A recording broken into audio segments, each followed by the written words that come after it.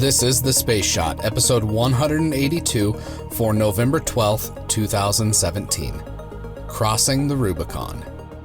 Hey everyone, welcome to The Space Shot, your daily space history, pop culture, and news fix. I'm John Molnix. Today is a crossing of the Rubicon for me in a few respects. No, I'm not Caesar starting the Roman Civil War, but I am crossing the halfway point with the podcast. Thank you all for joining me on this daily journey. There's a lot more to come over the next 6 months, and even more after that, and I'm just appreciative of everyone that has joined me so far. I'd love if you could share the podcast with your friends, so do me a favor and tag someone on Facebook that would enjoy the podcast. I'd appreciate it. I've got one quick news item. Earlier this morning, a Cygnus spacecraft launched on an Antares rocket, which will be delivering supplies to the International Space Station. Yesterday's launch attempt was scrubbed after an aircraft entered the no-fly zone around the launch facility. Thankfully, today's launch went off without a hitch. Now for some space history, I've got a little bit on Voyager 1. Here's a reminder about the Voyager missions. They were made possible because of a unique planetary alignment that allowed for spacecraft to visit the outer planets using gravity assists instead of massive amounts of fuel. This fortuitous alignment of the outer planets occurs once every 175 years or so. The last time that the planets were aligned this way, Thomas Jefferson was president, and the next time the planets will be aligned this way is in 2148.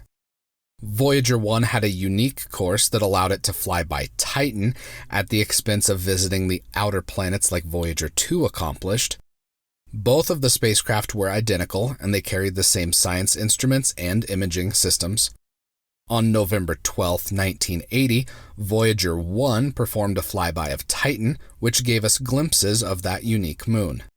The Titan flyby didn't provide any visual information on the surface of that moon, since this strange world has an incredibly thick atmosphere that prevents visual observation of surface features. Voyager 1 was able to measure the surface pressure of Titan, finding that it's roughly 1.6 times as high as the pressure here on Earth. Voyager 1 was never designed to orbit any planets or moons, so its brief flyby from about 4,000 miles away was the only time that the spacecraft would image this moon.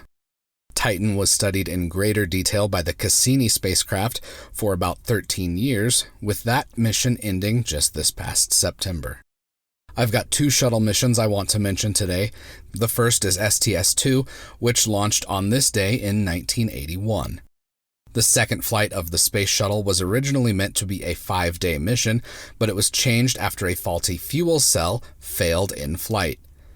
Astronauts Joe Engle and Richard Truly spent just over 2 days in space during this mission.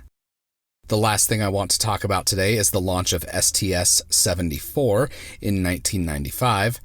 This mission was the second time that a space shuttle docked with the Russian Mir space station.